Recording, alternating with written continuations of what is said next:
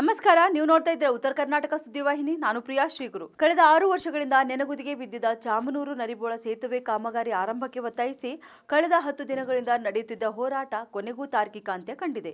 ಧರಣಿ ಸ್ಥಳಕ್ಕೆ ಹೆಚ್ಚುವರಿ ಜಿಲ್ಲಾಧಿಕಾರಿ ರಾಯಪ್ಪ ಹುಣಸಗಿ ಭೇಟಿ ನೀಡಿ ಕಾಮಗಾರಿ ಆರಂಭಿಸುವ ಕುರಿತು ಲಿಖಿತ ಭರವಸೆ ನೀಡಿದ ಬಳಿಕ ಪ್ರತಿಭಟನಾಕಾರರು ಧರಣಿ ಹಿಂದಕ್ಕೆ ಪಡೆದರು.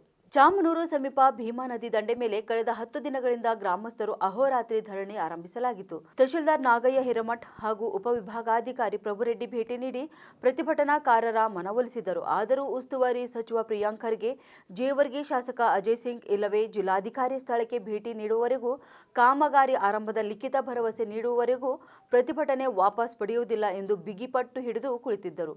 ಸ್ಥಳಕ್ಕೆ ಹೆಚ್ಚುವರಿ ಜಿಲ್ಲಾಧಿಕಾರಿ ರಾಯಪ್ಪ ಹುಣಸಗಿ ಭೇಟಿ ನೀಡಿ ಕಾಮಗಾರಿ ಆರಂಭಿಸುವ ಕುರಿತು ಲಿಖಿತ ಭರವಸೆ ನೀಡಿದ ಬಳಿಕವೇ ಪ್ರತಿಭಟನಾಕಾರರು ಧರಣಿ ಹಿಂದಕ್ಕೆ ಪಡೆದರು.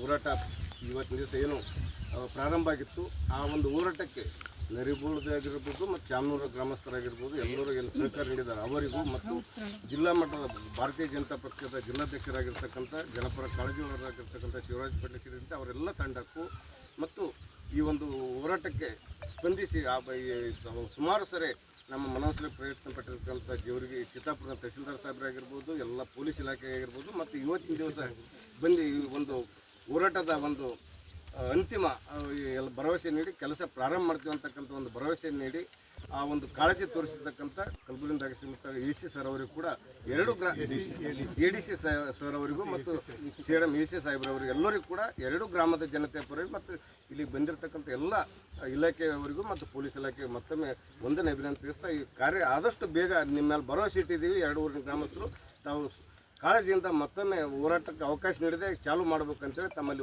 ಮತ್ತೊಮ್ಮೆ ಮನವಿ ಮಾಡ್ಕೊತಾ ತಮ್ಮೆಲ್ಲರಿಗೂ